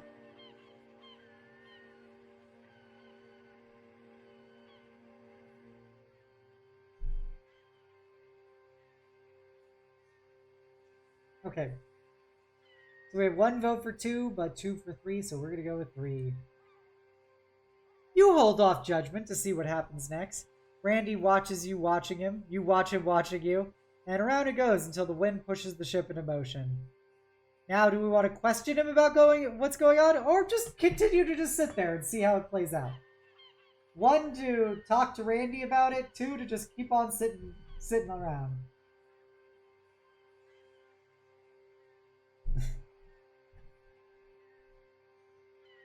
Do we want to interrogate or just keep vibing? Interrogate or vibing? Interrogate or vibing?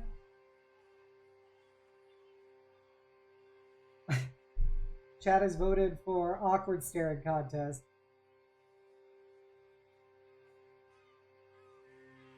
Oh, that's Ribcage.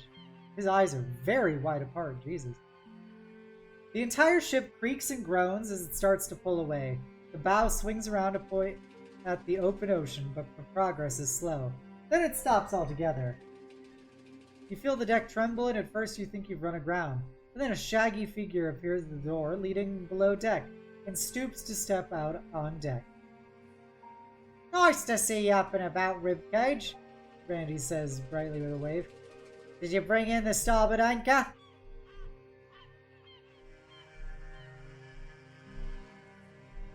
The bugbear nods with a deadpan look on his face. Randy pinches the bridge of his long nose. Did you bring in the port anchor? Ribcage shakes his head with the same expression. Randy waits for a moment and then Ribcage stomps off below deck to raise the port anchor.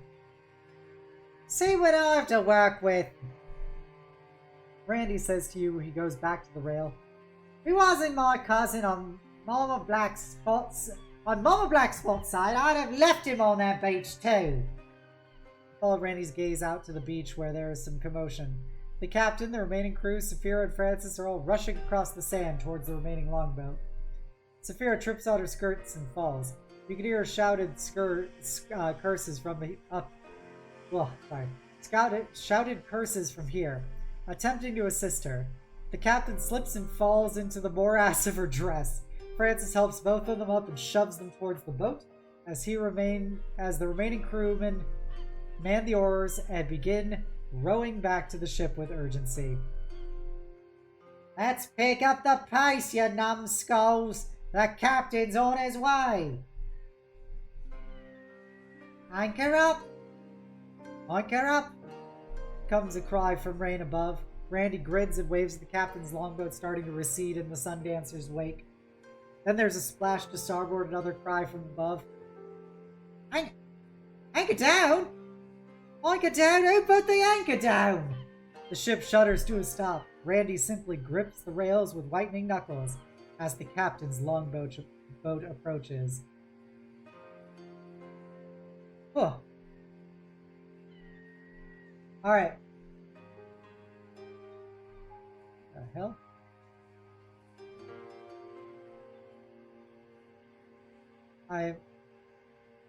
Oh, 60. I was like, what? Which one did I jump to? So here's the dealio, chat. I've been talking for 2 hours, and I've learned this a very long time to continuously speak. So I think we're gonna probably do these streams in like 2-hour segments because I think that's a very good cliffhanger ending for us. So let's wrap things up there for 1 second. Oh.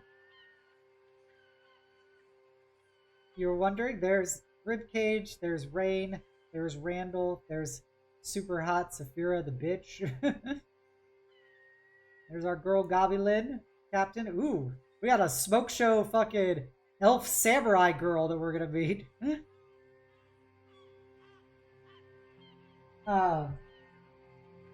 But yes, so thank you guys for coming by and listening for 2 hours of the secret of Oki Island.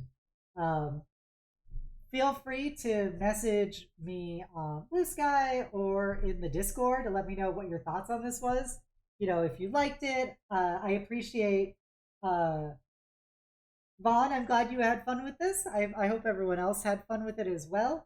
I know it's a bit of a different thing. I like having you guys vote on what we do and seeing what happens.